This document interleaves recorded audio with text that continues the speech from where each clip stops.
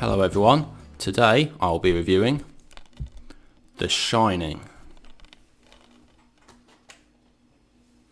So The Shining was directed by Stanley Kubrick and came out in 1980 and is based on the book of the same name by Stephen King. This film focuses on a family of three. We have Jack Nicholson, who plays a character called Jack Torrance. We have his wife Wendy, played by Shelley Duvall, and their kid Danny, played by Danny Lloyd. And this family of three, they are tasked with being a caretaker of the Overlook Hotel during the winter months. And the Overlook Hotel is this really big hotel which is up in the hills somewhere in Colorado. And during the winter months, nobody can really get to this hotel because it is so snowy and the snow is so thick that it is pretty much impossible to get to. Now, Jack Nicholson's character, Jack Torrance, he is a writer and is looking to write a play. We see him throughout this film getting his typewriter out and trying to think of a good story. Now, one of the more interesting characters in this film is the son, Danny, and he meets one of the guys that works at the hotel, who's played by Scatman Crothers, and he has this scene with Danny where they're talking about this thing known as The Shining. And The Shining is something that some people have and some people don't. And the people that have The Shining can communicate with each other telepathically, and they can sometimes see things before they happen, or sometimes see things that happened in the past.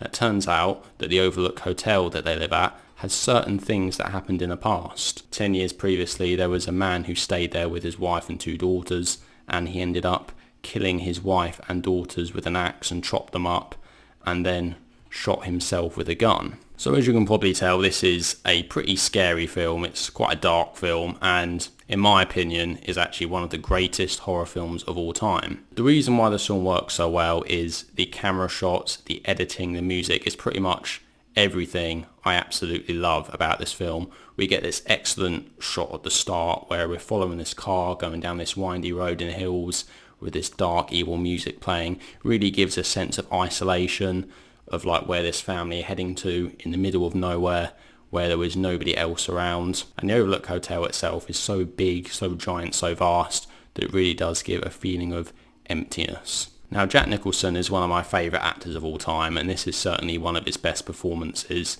He really gives a sense of evilness and darkness, and at the start of the film he seems fairly ordinary, but throughout the pacing of this film we see his character get slightly angrier and slightly angrier as the film goes on. He really becomes a really over-the-top, angry sort of character in some scenes, and sometimes it comes out of nowhere. He just tends to burst of anger coming from absolutely nowhere, and he gives an absolute outstanding performance to this film. And in fact, all the performances in this film are excellent. Shelley Duvall is really brilliant as Wendy, the terrified wife who is constantly scared and doesn't know what's going to happen next.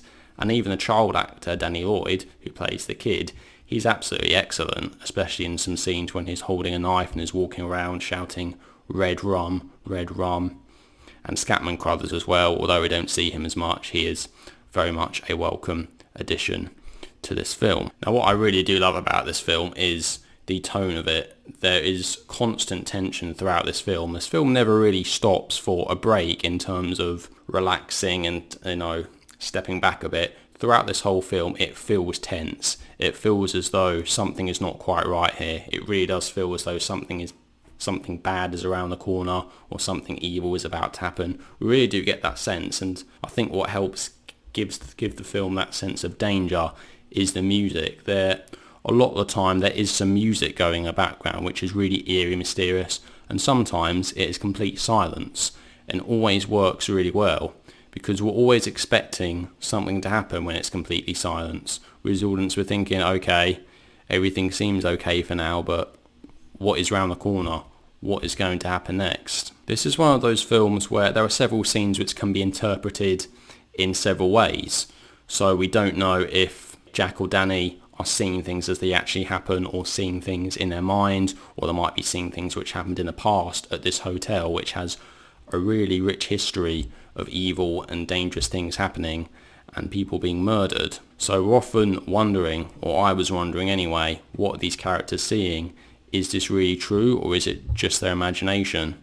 We have this mysterious room in this film called Room 237, which is in the hotel. At the start of the film, Scatman Crothers says to Danny, he says, "Do not go to room 237." And Danny has been seeing things which could be happening in room 237. So the version of the film that I have behind me is the extended edition, which is 144 minutes long. Now, this was actually the original length of it, but it was cut down to 119 minutes for the European cut. And the reason that it was cut down was because this film actually didn't do too well critically originally. Lots of critics didn't particularly like it, and for that reason Stanley Kubrick actually cut quite a few scenes out of it, which he thought maybe added a bit too much to the pacing and made the film a bit too overlong. Now, the first time I saw this film, I actually saw the European cut, and this is now the second time I've seen it with the extended cut. I did notice which scenes they were, and I do think I prefer it with the added scenes in, although it does add to the length. Not all the scenes may seem like they are completely relevant, but they do really add to the character development and really help us get to know the characters a bit better, and really just to add to the overall tone of the film, given that evil, dark, mysterious look. And I have to say, looking at this film, I really think it's one of the greatest horror films of all time, as I said, and it's possibly one of my favourite films of all time, with one of my favourite actors of all time, Jack Nicholson. So there really is nothing bad I can say about this film. I can understand some people may not like it. It does have some really scary bits in it, but if you go into this film thinking of it as a classic horror film, believe me, you will not be disappointed. So I'm going to give The Shining a rating of 10 out of 10. I think it's one of the greatest horror films of all time, and still now, 40 years later, is still an absolutely fantastic film. So there we go. So that is my review of The Shining. So what do you guys think? Have you seen The Shining? If you haven't seen it, I really recommend you check this one out. Anyway, thank you all very much for watching, and I'll see you all in the next video. Take care.